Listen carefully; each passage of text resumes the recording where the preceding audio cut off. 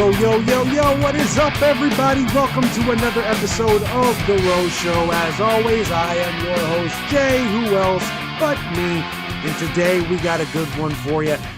Someone who is a hero of mine is my guest today, the great Eric Bischoff, but we'll get to that here shortly. First, before we get into today's episode, I wanted to do something different. Let me start off by saying this. I have been lightweight obsessed with the Katt Williams Shannon Sharpe interview, and I'm not even kidding. I have watched it from start to finish no less than 20 times, and that's just from start to finish. I watch clips all the time. There's something, and I'm sure I'm not alone here, but there's something about interviews that are pipe bomb-ish. And what, obviously, for those that don't know, what I mean is interviews that come across and they shake everything up. Some things that were said that nobody was expecting, and this Katt Williams one fits that to a T. Something about it has just enamored me. So I caught myself a couple days ago thinking of an intro to do for the show today, because I've only got Eric Bischoff today for a half hour. That's all he could do at the time, and I was more than happy to oblige to the time limit. But I was thinking about things I could do, and then I caught myself watching the Katt Williams interview trying to find inspiration for today's show. So I thought, hey, let's dive into the Katt Williams interview. Let's take a deep dive into not only what was said, but the responses. Because everyone, unless you've been living under a rock the last month, everyone knows what the Katt Williams interview was all about. And he was trying to expose the industry, and we'll break down each specific accusation here in a second. But he was trying to expose the industry and some of the hypocrisy and some of the stuff that has went on over the years that he was calling foul on. And I wanted to look at the responses. So that's what we're going to do today. We're going to break down the accusation of specific individuals, and we're going to take a look at the responses in video form. So let's go ahead and get started. The first one, well, actually, before I get started, I do want to say this for legal reasons. Any clip that I use from here on out is protected under fair use law. So before anybody tries to ding me on any platform that I'm on, because I'm on quite a few at this point. Last time I checked, at least 8 that I know of. There's a category when I look at my analytics that says other. So I don't know what other platforms picked up the show. But for any of the ones I do know, this is all under fair use. I don't own any of the footage I'm about to show here. Okay, so now that that's out of the way, let me start with Ludacris. Ludacris was mentioned in the interview with Katt Williams and Shannon Sharpe, where Katt accused Ludacris as being a part of the Illuminati, and said that there was some decisions that were to be made. One of the two, being Katt or Ludacris, had to pick one route to go when it came to their career, and the other had to pick the other. Now, everyone was kind of accused in general of being a part of this cabal who do questionable things behind closed doors, and we'll leave it at that. Or at least I don't want to say it specifically, because it's not my accusation, but here in a second, we'll get into specifics. So Ludacris actually responded with a diss track to Katt Williams, or at least that's what people were calling it. It's more like a diss clip as opposed to a diss track. Let's go ahead and take a listen to Ludacris's response to what Katt Williams had to say to him. Whatever's heavy on my heart is always on my mind. Like Snoop's cannabis shredder, I'm always on my grind. They throwing shade cause niggas could never take my shine. I bring my watch collection on my jet, let me take my time. Like fine wine, I'm aging like Benjamin. Top 5, I'm worth mentioning. Bring me rappers, I'm lynching them. See the pendulum swing, Jesus with diamond thorns. Ludacris, swaddled in Gucci linens when I was born. Never been Illuminati, only Illuminati. And I only left with bitches when coming from any party. Now I'm married with kids, the evolution of life. Never been a clout chaser, never say shit for likes. R.I.P. John Singleton. You never have to flex when you earn every one of your Fast and Furious checks. Afro with the sideburns, yeah, that's my signature. Addictions on the rise, comedians check your temperature. So I don't really consider that a diss track. Like I said, that's more of a diss clip than a diss track, but whatever. So my first initial thoughts when I saw this was, man, that's actually kind of cool. He got Ludacris baited to the point where he came back to the rap game for a second.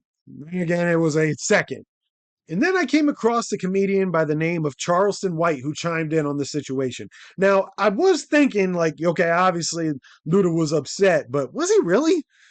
Was he really upset over these accusations? Let me go ahead and let Mr. White give his explanation because I think it actually is a perfect explanation to why nobody should have taken this diss clip very seriously. That nigga responded to Katt Williams with a rap song. That was the weirdest shit out of all of them. Man, hey, listen. That was the craziest shit. That's what everybody overlooking the fact that nigga Ludacris, nigga, he responded with a rap song. That lets you know how fucked up this shit is. Nigga, if you say I've been at a gay party getting fine finna make you no song, nigga, I'm finna call you a motherfucking lie.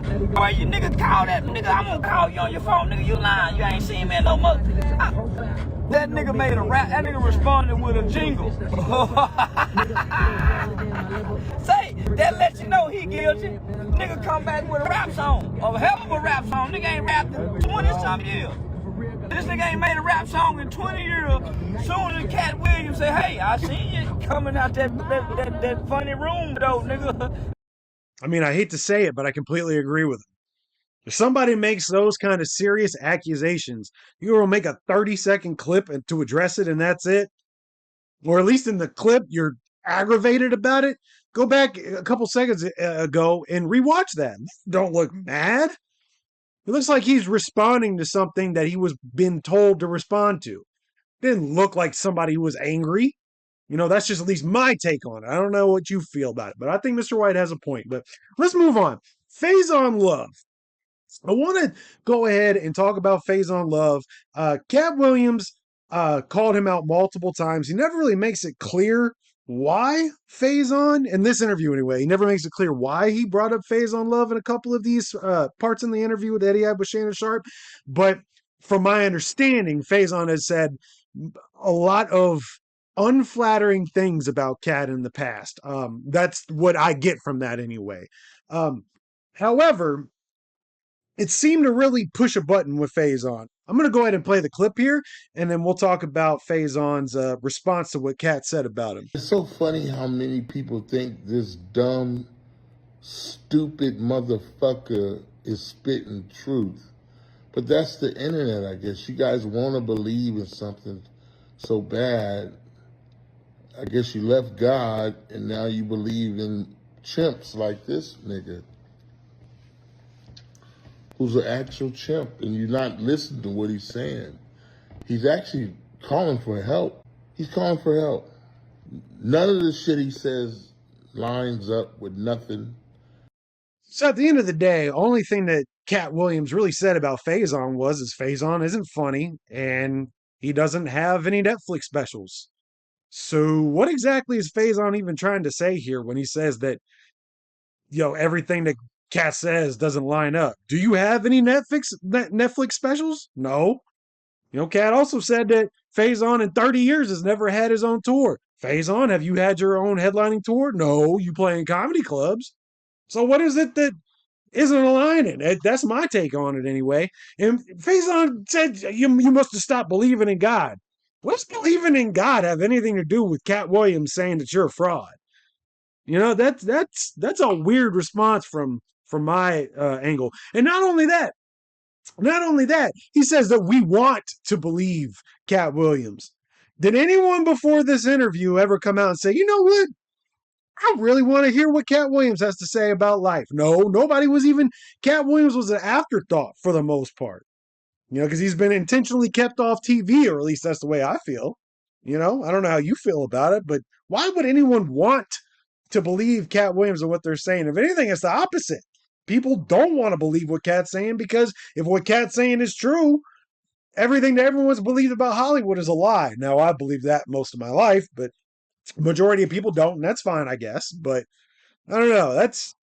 To me, that just sounds like somebody that's ran out of things to say in his own defense. Because, yeah, that was a weird response. Now, to be clear, I'm not this whole expose that I'm doing here to start the show off with today is not me just defending Katt Williams.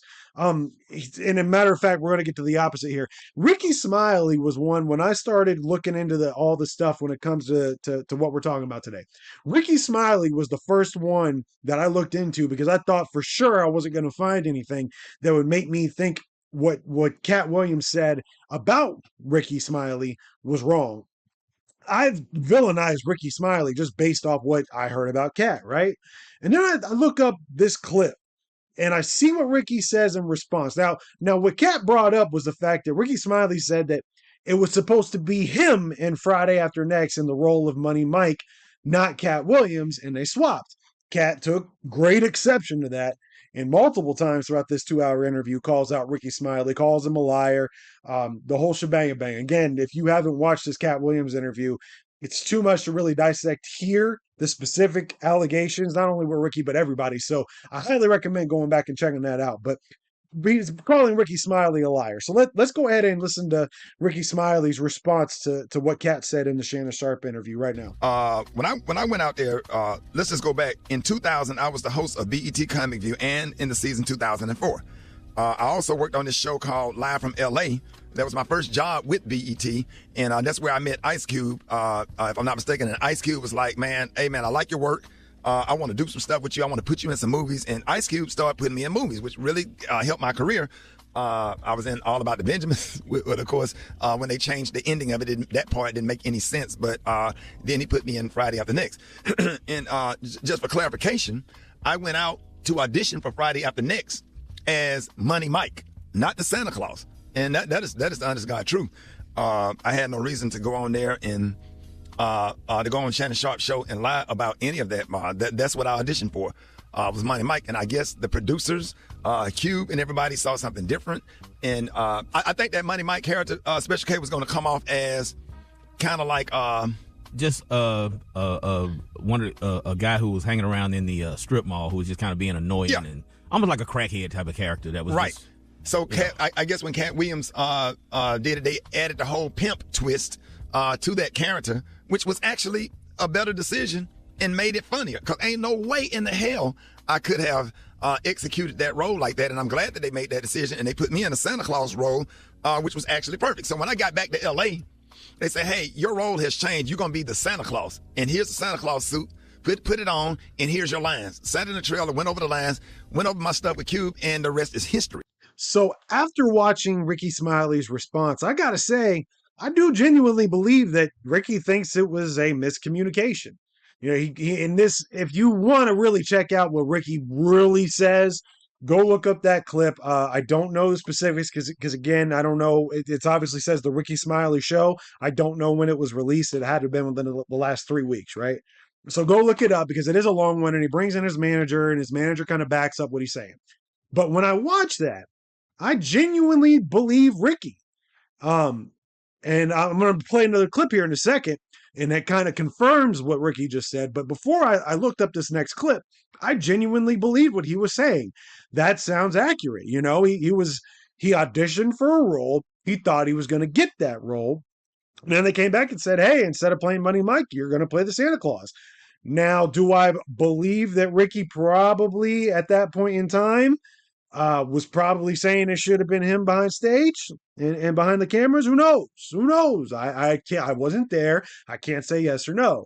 However, I've been around some jealous people before, and I know how jealous people act, both while they are jealous and after the jealousy has subsided.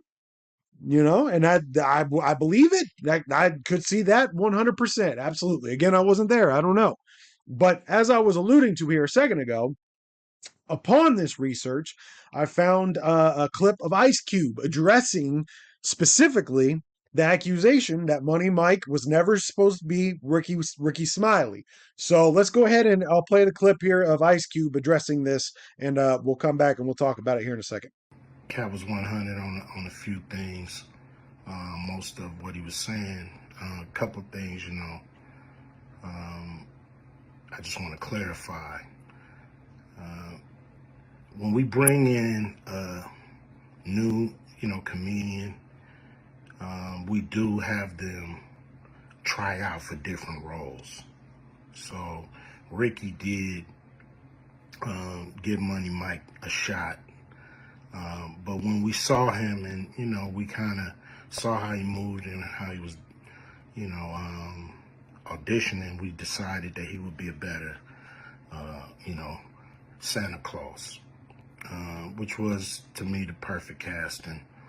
When we saw Mike, damn, I call him Money Mike. When we saw Katt, you know, when I saw him, I just knew that he was perfect for Money Mike. And, you know, Katt,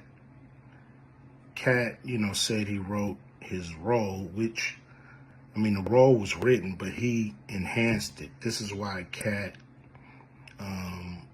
was so dope in the movie. So see, after watching that and hearing the way that Ricky Smiley laid it out, I gotta say, it sounds like there is some truth to that. Now, something else that Ice Cube addresses in this video was the fact that Katt Williams came out and said that he had asked for the script to be changed because in the original script, Money Mike was supposed to be raped and more than likely the bathroom scene, obviously, at the end of Friday After Next. You know, spoiler alert, if you haven't seen it 25 years later, however long it's been, it's your own fault. But so that was one of the things that Katt said, is that he got that part changed. Ice Cube also addresses that. Let's go ahead and play that next. Second thing I want to clear up, it was never, I would never shoot a rape scene in a movie, especially like Friday, where you actually see this happening on camera. That ain't my style. If you check out any of my movies, they not raunchy. You know, we did a movie called Players Club where the subject matter was a little raunchy, but for the most part, even that, we left it to your imagination. So there you have it. You know, when I originally watched the Katt Williams interview, I believed everything he said is gospel. Now, I did a little bit of research here. No, not so sure. You know, and Ice Cube even said it himself a second ago in the beginning of that clip. Some of the things that Katt was talking about, he was absolutely right on. So, you know, it was a long time ago. And not only that, think of somebody that you don't like personally. Just think of whoever it might be. Have you ever heard something that someone said, and just because it was them, you flew off the deep end almost immediately?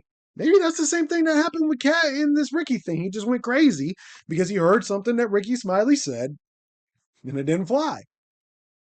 Maybe. And that's why he went so hard on Ricky. I don't know. But there's definitely some truth behind what Ricky was saying. Q backed it up himself. So, but there were two specific people that Katt Williams called out in this interview that bugged me more than the rest, because I was more of a fan of these two people. And I didn't know what I know now. And now I'm no longer a fan. You make your own decision after watching what I'm about to present to you right now. So Katt Williams said Steve Harvey, who we'll start off with, was a notorious joke stealer. And I thought that was crazy. I've watched a lot of Steve stand-up before in the past. Always enjoyed the Steve Harvey show as a kid. I've always been a big fan of his. I've always kind of looked up to him. And then I looked into some of the accusations Katt was saying. And like I said a second ago, not so much a fan anymore. Katt accused Steve of stealing not only Katt's jokes and Katt's history and Katt's material, but one Mark Curry. If you don't know who Mark Curry is, Mark Curry was the star of Hanging with Mr. Cooper and also a comedian who apparently traveled with Steve Harvey before in the past.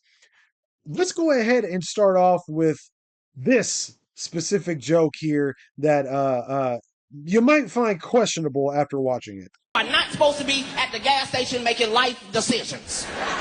You just at the pump. Just, Negro, did I eat today? I can't get no half a tank. I got 6 cigarettes. I can't even do it. That used to be, if you had $10, $15, you could go to the gas station with confidence because you knew you was either going to be full or damn near full. If you had a 20, you didn't even talk to the person at the counter. You just 20 on 11, bitch.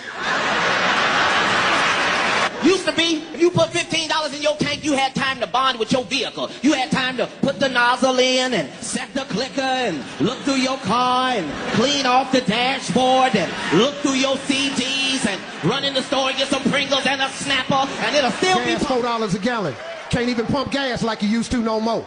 $4 a gallon. You remember when you used to go to the pump and put the nozzle in there and hit it? Be sitting there talking, be on your phone. Hey, what's happening? Be walking around, cleaning the windshield. Speaking of gay, girl, what's happening? What you doing? You. I don't know. It's pretty similar, isn't it? In the time frame, if you look at the quality, I know the quality isn't the best because we're trying to avoid lawsuits here, but the quality of video kind of matches up with each other just a little bit. I don't know. That's kind of weird. So Mr. Cooper, aka Mark Curry, was a Hanging with Mr. Cooper, rather, was a show that was produced in the late 90s. And I remember watching it very clearly. And again, I was a fan of the Steve Harvey show. But after watching Katt Williams' interview and him accusing Steve of ripping the idea for his show from Mark Curry, the light bulb went off in my head. I'm like, son of a bitch. It is the same show. Steve Harvey plays Steve Hightower, I think it was. And he's a retired musician and is now a principal in a high school. Mark Curry, who was Mr. Cooper, was a retired NBA player who's now a coach at a high school. And if you've watched either one of those two shows and you know the history behind them, that's pretty damn close. And I didn't know they used to tour before back in the day. That's kind of coincidental. So if you think it's a little coincidental, let's go ahead and take a look at this joke real fast. Halloween was a trip. Halloween, we couldn't afford no Halloween costumes. Hey, kids, please. Mama sent us down to the liquor store, put boxes on us. We didn't know what we were. I don't know what we are. I don't know. She didn't tell us. I think we UPS, I guess. I don't know. Every Halloween, I had the same outfit on. Every year. I just had a brown box. I wasn't nothing sad. I asked my father, could I have a new outfit? And he said, no, just wear the same one. It was just a brown box. And he just told me to tell everybody I was a UPS man. I don't know. That's pretty damn similar, don't you think? So, let's hear what both Mark Curry and Steve Harvey have to say about each other real quick. You know, you made enough money, you did enough. You know, why are you on my material? Right. You know, what's that about? You know, and then, you know, people want to jump up, oh, he didn't know, he didn't steal your... So yes, he did. Yeah. I mean, no one else has did that. So this was on his talk show. Which talk was his TV talk show? His TV talk show. Okay, this was the one he had on NBC just recently. Whatever, yeah. Mark Curry says that you're still stealing his jokes. Hey man, listen to me. Yeah. Now I'm getting sick of this right here. Yeah. Mark Curry need to grow up. Steve Harvey ain't been on stage since 2015. Well, he said you used him on one of your shows. Ask Mark Curry what joke he talking about. Tell him to grow up, man. I think it was on Little Big Shots he was making the Are you kidding me? Yeah, he said. Are you kidding me? He said that he confronted you about it before, and then even after that, he used it again. And he still ain't saying what joke it is. Get a life, get a career. Right. Go do something, man. Well, he's thinking this is going to help him. He's thinking this is going to help him get a stand-up special now with like Netflix or HBO. Well, good. Go ahead and get one. I got 5 of them, 6 of them. Yeah. Go get one. That'll be good. I'll be happy for him. Do you think he will get one out of this? I think he deserves one. Yeah? Yeah. Here's my biggest problem with what Steve Harvey said. You know when the villain in any superhero video game or movie or whatever is being asked a question by the media, and they feign a support of the person they're being asked about by going, I don't know, but I hope they get their act together because they deserve nothing but the best. To try to throw you off the scent. That's kind of what I just got from that clip. At the end of it anyway, where Steve is like, he should get it. He should get it. He deserves it. Really? Really? Look, somebody accuses me of stealing their material for years. I'm not wishing them well if it ain't true publicly. That's just how I feel about that anyway. You make your own decision, but that's how I feel about it anyway. So the other person that Katt Williams accused was Cedric the Entertainer. Again, used to be a big fan of his until now. So I was a big fan of the show Comic View. If you're not familiar with Comic View, it was on, again, late 90s, early 2000s. It was on BET, and it would show clips from comedians, up-and-coming comedians, established comedians, and I was a huge fan of it. I'm going to date myself here a little bit, but I used to watch it at night and have my VCR ready, and I'd press record, and I would record comedians who I thought were funny, their clips anyway. If they weren't funny, I'd rewind it and tape over it. But I found comedians like Lavelle Crawford, Shang, huge fan of Shang. I'm hoping to actually get him on here one day. Big fan of his. Steve Byrne, if you know Steve Byrne, is a Asian comedian. He was on there. And one, Katt Williams. That's actually the first time I saw Katt Williams was on Comic View. And I never put two and two together until this interview. Katt accuses Cedric the Entertainer of seeing Katt live and stealing Katt's biggest joke. Now I'm gonna play a small clip because again, don't want to get sued here. I'm gonna play a small clip of this joke back to back. Now it's not hard to find either one of these jokes. Go on YouTube yourself and look it up. You'll see them back to back. It's clearly the same joke, only with some little pieces taken out of it. Let's go ahead and play that real fast.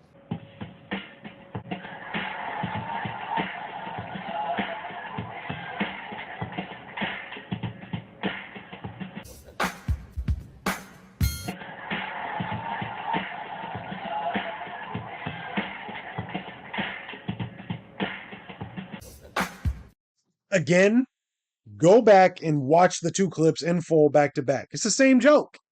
It's the same joke. So what does Cedric have to say about this accusation? Let's take a look. I have no idea what this brother is talking about. That joke is over 30 years old, close to 30-something years old. I did the Kings of Comedy in 1999. Probably have been doing that joke 6, 7 years before that. I don't even know if Katt was doing comedy then. So, you know, again, he's a talented brother. I have no idea what he's talking about. I've never seen Katt do a space shuttle joke. So, you know, that may be something that he believes is true. I've written a lot of jokes. I've had a lot of comedians steal my jokes as well. So I understand if you... Okay, time out. Did he just say I've had my jokes stolen as well? I thought you said at the beginning you didn't steal the joke. But now you're saying I've had my jokes stolen as well? What?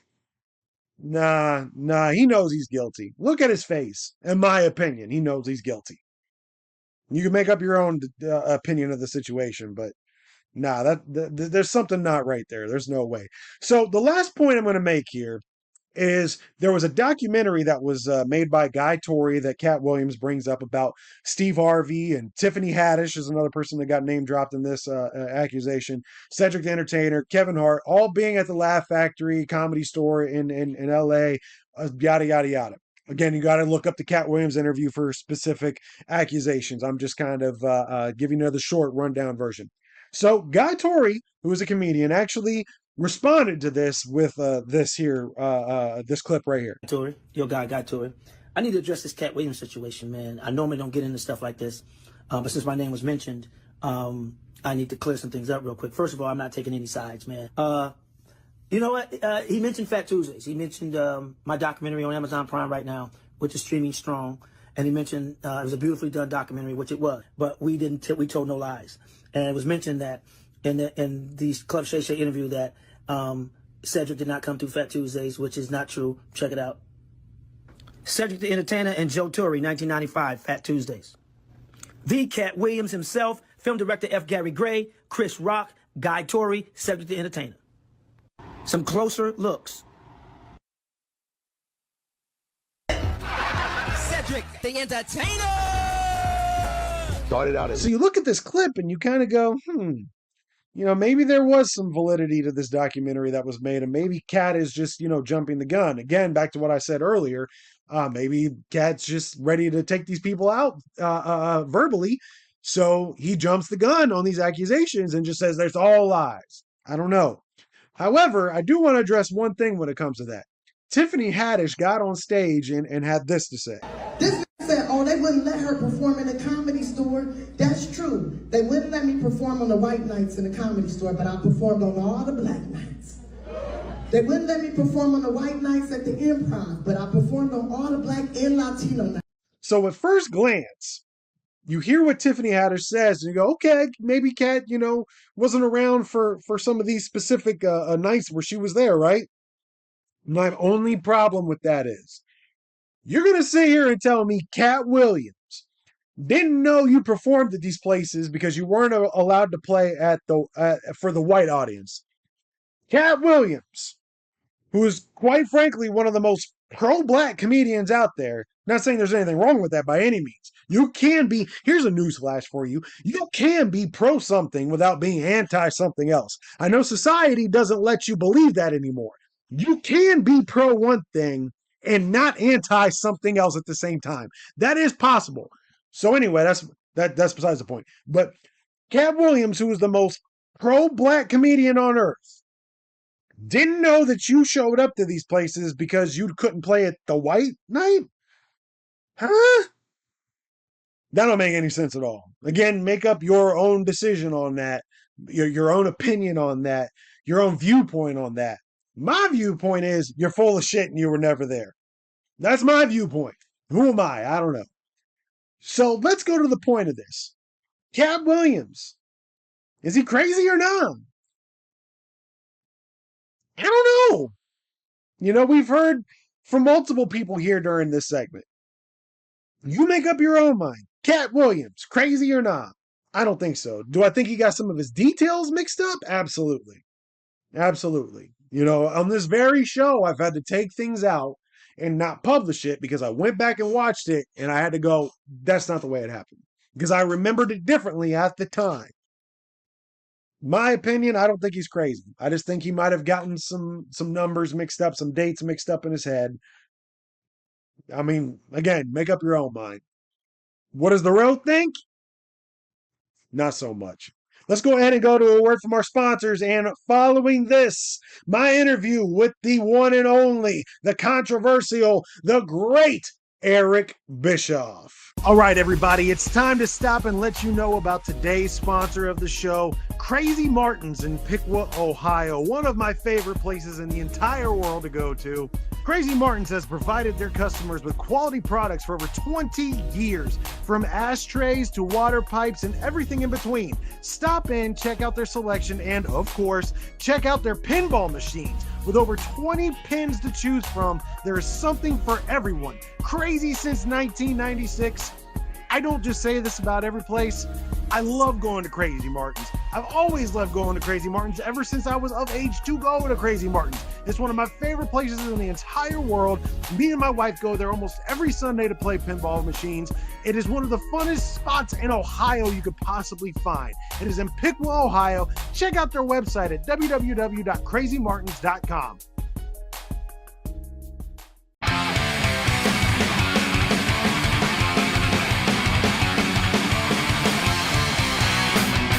Hello, everybody. Welcome once again to your favorite show and mine, The Rose Show. And as always, I am your host, Jay. And today, I cannot even explain to you how hype I am to have this guy on this show today. He is somebody who I consider a personal hero. I look up to him a lot, even though when I was 12 years old, I hated his guts. But other than that, I find him to be one of the most intelligent men you'll ever meet. His show, his podcast, 83 Weeks, which I am repping today, no brag, just fact. It has taught me not only about the wrestling industry as a whole. See, he's even got the coffee cup right there. Cheap plugs everywhere. We're not even a minute in. It's great. I love it. But I not only have I learned about the professional wrestling industry from a pro, no pun intended, but I've also learned a lot about life, including his motto, I don't have to like you to work with you. That has helped me immensely throughout my life, learning how to deal with people, and just an overall, like I said, real champion of mine. Eric Bischoff, my brother, thank you so much for being here with me today. I appreciate it. How are we doing this evening? Oh, we're doing great. We're doing great. It's still mid-afternoon here in Cody, Wyoming. So I'm still, I'll be really honest with you. If I seem a little distracted or not on my game, I am in the middle of the third day of a 5-day water fast. And it's been a really interesting experience. I woke up this morning at 4:00 in the morning. I jumped out of bed, clarity, energy, focus. I felt 15 or 20 years younger, maybe more. But I noticed by the middle of the day, right about now, I don't communicate as effectively as I normally do. I'm kind of in a little bit of a fog just from not eating. But I'm going to do my best, brother. I'm going to push on through. All right. Well, hopefully we can keep the questions at least somewhat interesting for you today, because I kind of wanted to take the route of doing something a little bit different. I mean, we've all heard the same old stories over and over and over again. I kind of just want to talk about the details, because that's one of my favorite things about your show. I know there's times where you go on rants and you end up going, I apologize for getting in the weeds here. I personally love that. So I kind of thought maybe it'd be cool to sort of go off into some of the weeds, with small little details here and there. Which actually, for instance, one of the things I was kind of wondering to start off with goes all the way back to your time at WCW. And the first thing that really comes to thought is when you ended up joining the NWO and you and Hulk were working together on a pretty consistent basis, whose idea was it for you to stand next to him in the middle of the ring and hold the mic for him? Because I think that's a minute detail that was very important in that overall presentation of you standing next to him and holding the mic. Was that your idea? Was that something that just happened by accident, or how'd that come about? I think it just happened very organically, and part of it was because Hulk was most comfortable, and it really has everything to do with the way that Hulk came up in the business and how Hulk became Hulk Hogan, and how became, during Hulk's time, there was nobody better on the mic than Hulk Hogan. And the way Hulk learned and the way he came up, he always had a stick man with him. And for the largest part of the most successful part of Hulk Hogan's career, that stick man was Gene Okerlund. Hulk was never comfortable being up there by himself. I won't say he wasn't comfortable. He could do it, but he was most comfortable when he had his stick man feeding him, guiding the promo a little bit, making sure that all the points got hit and Hulk just didn't go off on a tangent, because that happens sometimes with a lot of talent.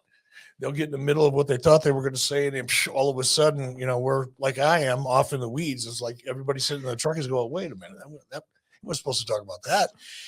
So Hulk liked having that guardrail, great way to say it, with Gene Okerlund. Well, when Hulk became heel, that became less logical from a storyline point of view, having Gene Okerlund, who theoretically represented WCW and all things WCW, and then you've got this invasion, basically, storyline going on. To have Gene interviewing Hulk didn't seem right.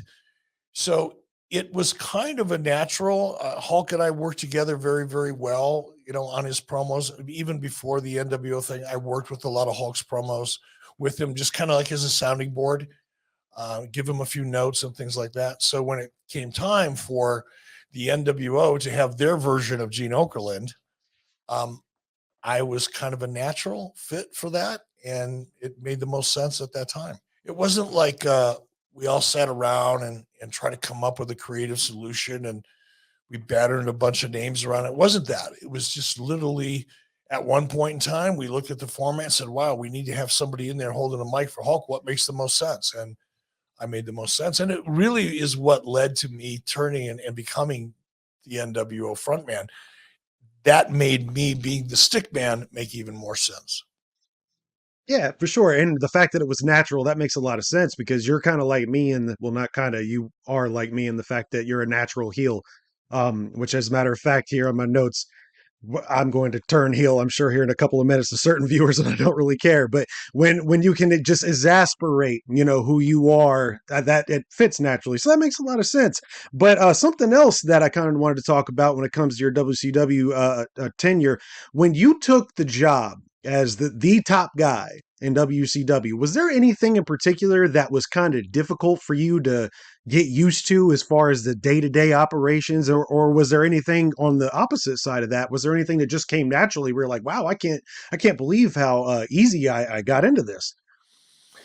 Well, I mean, when I finally took over WCW, when I was made president of WCW, and every department within WCW reported either directly or indirectly to me, by the time I got to that point, I had already and I moved through the corporate ranks pretty quickly. I went from executive producer to vice president to senior vice president to, I think, executive vice president for a minute, and then ultimately president. That's a lot of job title promotions in a very short period of time. But I was able to kind of feel my way around and get comfortable in that environment, so that by the time I was, as you said, the top dog, I'd already been pretty much working with everybody in the different departments and had a relationship, good or bad. Some of them were great, some of them were good, some of them were and some of them were tough relationships. Becoming comfortable wasn't a problem for me. What was a challenge for me was firing people. And it was really ironic because, the narrative for so long was that I love firing people. And I can only think of a couple people that I actually fired. Honky Tonk Man being one of them. And that was glorious, as we all know. I don't know that I really fired anybody else. But it was hard for me. There were people that worked for me that were heads of departments, for example. One of them was a VP. I'm not going to drop any names because that's shitty. But I would have been far better off had I made some cuts. When I finally took over, there would have been a couple people that if I had to do it all over again, I would have cut them right away because they were jealous, resentful. They wanted that job. They couldn't understand why I got that job. We didn't have good chemistry to begin with, even before I got into management, whatever. There were different reasons for different people. But looking back, I always thought that it's kind of a problem that I've had throughout my life is I always think I can fix everything. It's a bad relationship. Or I don't really feel that comfortable with this individual. I really don't think they're doing that good a job. I know. I'll work with them and see if I can fix it. And the truth is I didn't do a very good job at that either. Sure. And I'm sure, and this isn't anything that I planned on talking about, but since you kind of brought up the relationship aspect, the other day I just happened to be watching the DVD, or I guess on Peacock, Rise and Fall of WCW, just because that's one of my favorite documentaries, even though I think they could have done a better job at including guys like you in it instead of using past footage, but whatever. And I know half of the story is only being told here. But I'm watching Mike Graham do an interview, and I'm not trying to speak ill of the dead by any means, but I'm watching Mike Graham basically take credit for. He comes out and says, "You called him into the office and said, Mike, what would you do with WCW?" And he takes credit for bringing in Hulk Hogan and MGM. And the whole time I'm sitting here thinking, one Google search, everything you just said was a blatant lie. So when it comes to jealousy and envy and all that kind of stuff that you were kind of referring to, yeah, that makes perfect sense. Absolutely. Yeah, it's funny that Mike, and look, Mike had issues. Mike had some serious issues. So, I try not to judge people. I've that's not my job. It's the Lord's job. I stay out of it. and I got enough of my own shit that I need to try to fix before I start worrying about anybody else's nonsense. But it's ironic, that Mike came out and said basically the same thing that Greg Gagne said. Greg Gagne took credit for the NWO. Greg Gagne took credit for the MGM thing. Greg Gagne certainly took credit for bringing Hulk Hogan in. So there's these two guys who are friends, basically each taking credit for something that I did, and that's, right. I think with guys like Mike Graham and who grew up in his father's shadow, and that's tough. That's a really, really tough thing, especially in the entertainment business. Makes it even more difficult. So I have a lot of empathy for that. Guys like Eric Watts, had to go through the same thing. It's tough. Greg Gagne, same thing. Greg was Greg, and Vern was a legend, is a legend. And I think as a result of being in their father's shadow, perhaps there was this incessant need to be validated and be looked at as somebody that had more to offer the business than either one of them really did. And neither one of them did. I hate to say it, because Mike's not here to defend himself, but Mike was old school. Mike had a chip on his shoulder. Mike looked at a lot of talent like, that should have been me. You know what I mean? Yeah. Not just with me, but with talents across the board. There was always a chip on his shoulder. And unfortunately, Mike drank a lot. And when Mike drank, that chip became a refrigerator and didn't really have a lot to offer because he couldn't overcome that. And Greg was just smarmy. He was just there. And Greg had a lot to offer. Greg was really good at certain things, but unfortunately, Greg wanted to be good at things he wasn't good at, which was basically creative and business. Greg knew nothing about the business of the wrestling business. The only thing Greg really knew is what he learned by watching his father back in the 70s and the 80s. Well, that shit just didn't fly in the 90s. So television changed, but guys like Greg Gagne and Mike Graham unfortunately didn't. Yeah, for sure, for sure. Well, let's go ahead and get to the heel turn part I was talking about. So I'm not going to harp on the same old Dave Meltzer stuff because we've heard it 100 times. However, I am going to harp on a Dave Meltzer situation. Truth be told, I'm not an AEW fan. This is the heel turn part that I'm sure is going to get me hate mail, but it is what it is. I don't care. I don't like the product. I don't think Tony Khan's a good person. Just my personal opinion, not speaking for Eric Bischoff or anybody else. But I especially don't like him. It's partially your fault why I don't like Dave Meltzer, though, because you're the one that turned me on to how much of a piece of Mabel is a third man. That's all I got to say about that one. But there's a lot of things that is covered on your show. And I'll hear Dave Meltzer bash you for like putting ex-WWE guys on top all the time, or putting the quote unquote more talented on the undercard and not giving them the spotlight to shine. And it's ironic because he turns around and praises a guy like Tony Khan for doing the exact same thing. And so does the IWC. It's the same thing. And that's another reason why I'm not a big AEW fan, is because everything that the internet bitched about in the 80s, the 90s, the 2000s with TNA and WWE, they praise AEW for. Why do you think AEW gets such a hard pass with the typical dirt sheet writers and the IWC members who would bash any other company for doing the exact same thing they did? Because that, to me, that's an anomaly and nobody can give me an answer. So I was wondering if you had insight on that. I don't think there's one answer. I think there's probably two or more. Okay. I think with regard to Dave and the way he covers AEW, you have to remember, first of all, Dave is a very needy, emotionally unstable person.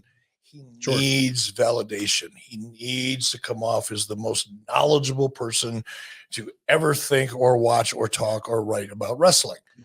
And the fact is he's not. He's really not. I think Dave is great when it comes to wrestling history. Like I don't think there's anybody more credible than Dave Meltzer when it comes to researching or putting into context certain eras of the professional wrestling business. And I'm not talking about, recent time or the business of the wrestling business or what works creatively. Those are all things that Dave has. He is clueless when it comes to that. Right. But Dave has this need to be an expert on something he's not an expert on. And the truth is, Dave was one of the first to do it. And he built up this following. He built up this quasi-credibility within, the peripheral wrestling fan audience. Before there was the internet, there was dirt sheets. And Dave had one of the more widely distributed dirt sheets. And as a result of that, he got there first. And there's this perceived credibility. Well, who is that credibility with? It's certainly not with anybody within the industry, right? Who's actually doing it for a living. I think across the boards, except for the people that use Dave Meltzer, and a lot of talent has used Dave Meltzer over the years. Even the WWE office has used Dave Meltzer over the years. Of course, Dave considers that WWE thinking that he knows what he's talking about. I know for a fact that false stories were planted, fake directions were being discussed. All kinds of things were given to Dave because everybody knew that he'd run with it. And it was a great false flag operation for a lot of people. But so Dave has this need. Well, why is there anybody that pays attention to what Dave says? Because clearly it's so well documented that he's essentially a fraud and has no real credibility, but people still listen to him. Why is that? I think there's a certain sector of the audience, and the internet wrestling community is probably a good representation of them, that are not so motivated to watch wrestling just because they enjoy watching it and the over-the-top storylines and the characters. They've convinced themselves that, let me take that back. They have a strong need, stronger than the average viewer, they're compelled to know what's going on behind the scenes, and much like Dave Meltzer, take a certain amount, and this is true in sports too. It's true in the NFL, it's true in Every sport, NBA, you've got this loud, passionate fan base of people who want to convince others that they know more about their favorite sport than anybody else. And that's kind of common, right? I mean, as I said, you see it in the NBA. A lot of it has to do with fantasy sports. It's what makes people dive into the business of the NFL and recruiting, and it's responsible for 95% of the conversation starting Sunday night all the way through until the next Sunday morning, right? And I think Dave is that, unfortunately, because there are other people out there that really cover professional wrestling really well and are elevating that aspect of the industry. And I wish that they would be regarded as the go-to people. And there's a couple of them, Mike Johnson, PW Insider, a lot of credit to him, Dave Shearer, even Wade Keller. I used to have a lot of issues with Wade Keller, but Wade Keller has really cleaned up his game a lot over the last several years. And he's got more credibility, in my opinion, than he's ever had. Dave Meltzer keeps doing what Dave Meltzer does. But unfortunately, because there's a section of the audience, the internet wrestling community in particular, that think everything that Dave says or they embrace Dave's perspective on things. Now, why does Dave cover AEW so gently? Because he's friends there. Him and Tony are tight. Him and the Bucks are tight. Fuck, they named a finishing move after him. If there is such a thing as a finishing move. It's just a spot, but whatever. The Meltzer driver. That's all you give a guy like Dave Meltzer a cookie and you pat him on the head and tell him he's a good boy. That's all you need, man. He'll cover you. He'll sing your praises from that point forward. It's the truth, though. And to your point, again, I didn't want to get into this, but we're here now, so we're going forward.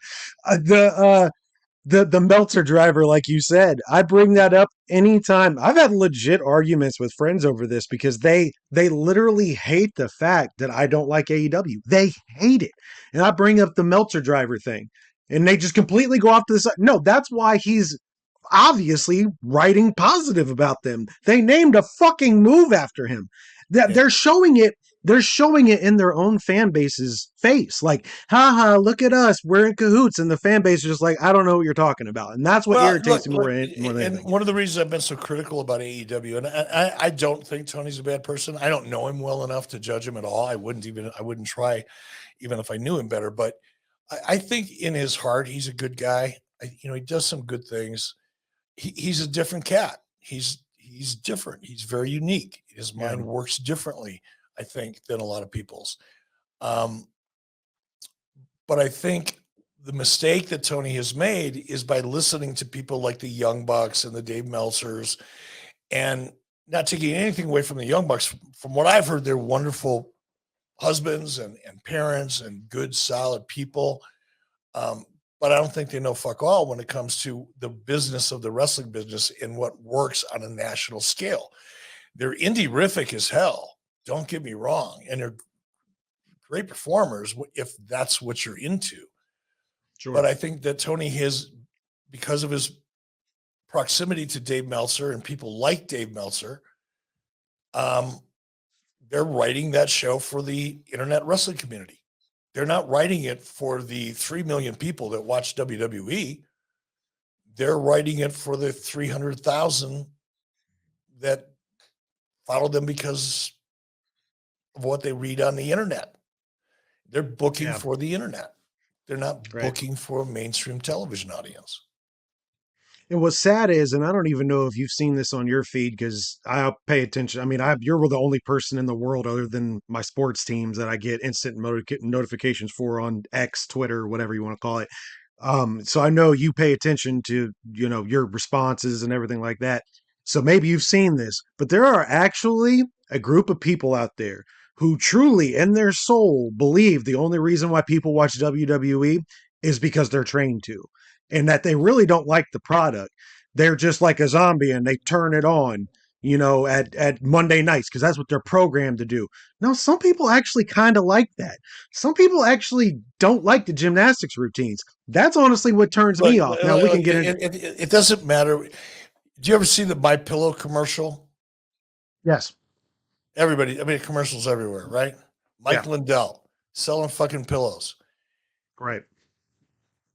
When he pitches, he's telling you a story. He's creating anticipation. Yes. And urgency. There's reality in what he says because he talks about the patented fill inside of the pillow. And then there's a call for action. It's the SARSA formula: story, anticipation, reality, action, and surprise, right?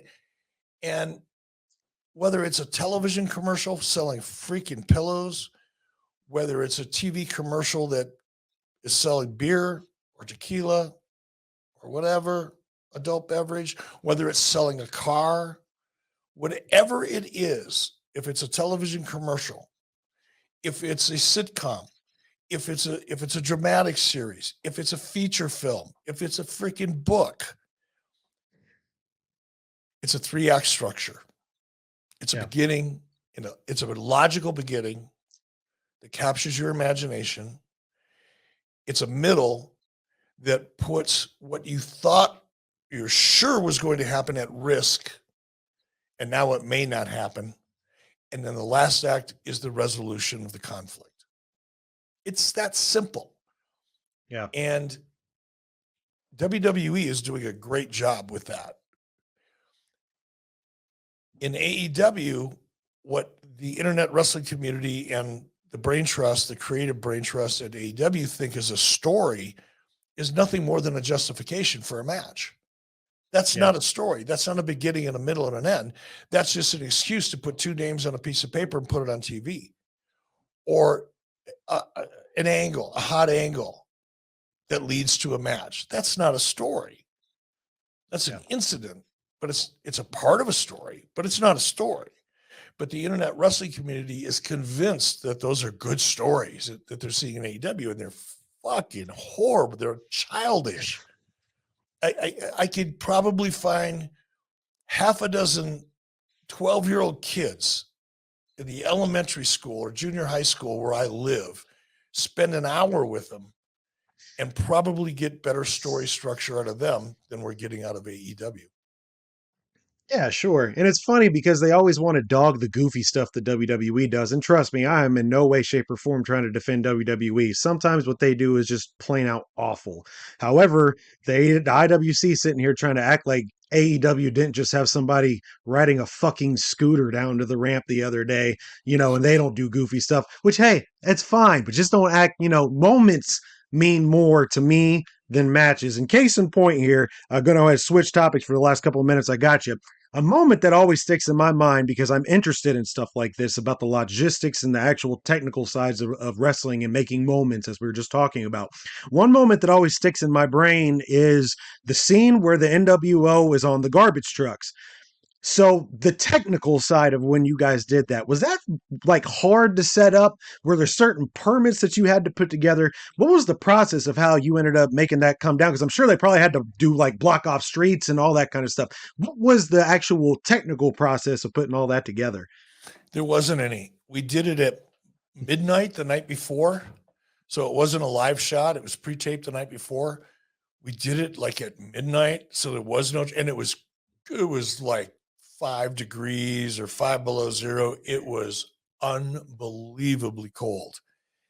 Yeah. And we probably worked with the local police department, said, hey, we're going to shoot this because we got a couple garbage trucks and we had our handheld cameramen out there. So we always let the cops know, but we didn't need any permits. We didn't have to block any streets off because there was nobody out anyway. And it was a relatively short shot where we just got the truck kind of going through a part of town, and then we got it coming into the arena. So it wasn't a very complicated shot, and we didn't have to be out in public on the highways for very long at all. And because it was midnight and 5 degrees outside, there was nobody out there but us. How did you guys get the trucks? Just worked with the city, leased them. Okay. Probably donated to the local softball team. I don't know. I didn't do that. David Crockett would have handled that. I don't know what the details were, but yeah, we would have just worked with the city. Gotcha. That's interesting. Yes, little stuff like that, little nuances like that always interest me when it comes to the production side. So on that same aspect, was there any specific instance, and this can be anywhere you've worked, TNA, WWE, WCW, whatever. Was there any specific instance other than the Ultimate Warrior where something was going on production wise and you were just like, oh my God, get me out of here? Was there any specific thing that sticks in your head? And Jeff Hardy doesn't count either. No Jeff Hardy, no Ultimate Warrior. Put those two aside. Anything else, there was just like, make this end now. We were in, I think we were in Tampa, Florida. I don't remember the venue for sure. Might have been outside of Tampa, and it was in the summertime. And as often happens in the summertime in Tampa, we had a hellacious storm came through, and it was at a Live Nitro and took out the power. And I mean, it shut everything down. The lights, the building, the satellite truck. We had generators on the satellite truck, so eventually that kicked back up. But we had no lights in the building. We had no power in the building at all. And that was the longest, probably 4, 5, 6 minutes of my life, because I mean, what do you do? This is, right. It was kind of unprecedented. You know, I was just praying that somebody back in the control center at TNT could just drop a movie in, you know, if worse came to worse. But eventually the power came back on and we picked up right where we left off. But yeah, there was a few minutes there where I wished I was somebody else. I'm sure there probably wasn't any blowback or anything like that, was there? Because I mean, what could you really do about it? No, that's called that's an act of God. I had nothing to do with it. Neither did anybody else. So we just got to make the best of it. But that's one of the things that made live TV so fun.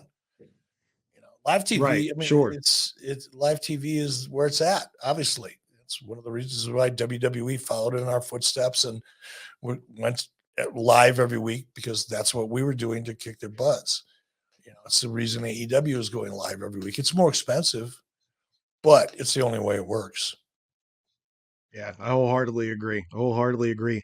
Well, my man, as we wind down, I just, again, would like to reiterate the fact that, you know, you are one of my biggest heroes. I've been a long-time listener of the show.